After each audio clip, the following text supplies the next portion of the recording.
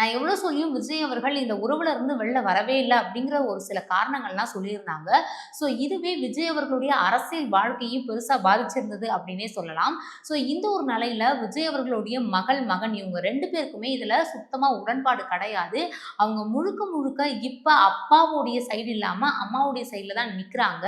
அவங்களுக்கு இப்ப தேவை அவங்க அம்மா மட்டும் தான் அப்படிங்கிற மாரியான நெறைய விஷயங்கள் தொடர்ந்து போயிட்டு இருந்தது.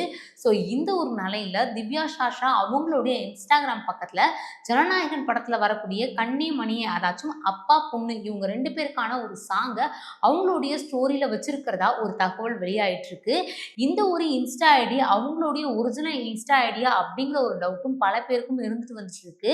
பட் இருந்தாலுமே பல பேர் இத பார்த்துட்டு அதாச்சும் விஜய் அவர்களுடைய தொண்டர்கள் அதிகப்படியா இத பார்த்துட்டு என்ன சொல்றாங்க அப்படின்னு பார்த்தீங்கன்னா, இது முழுக்க முழுக்க விஜய் அவர்களுக்கு ஆதரவா ரொம்பவுமே அவங்களுடைய மகள் வெளியிட்டிருக்கக்கூடிய ஒரு அழகான கருத்து இது அப்படிங்கிற மாரியும் சொல்லிட்டு இருக்காங்க.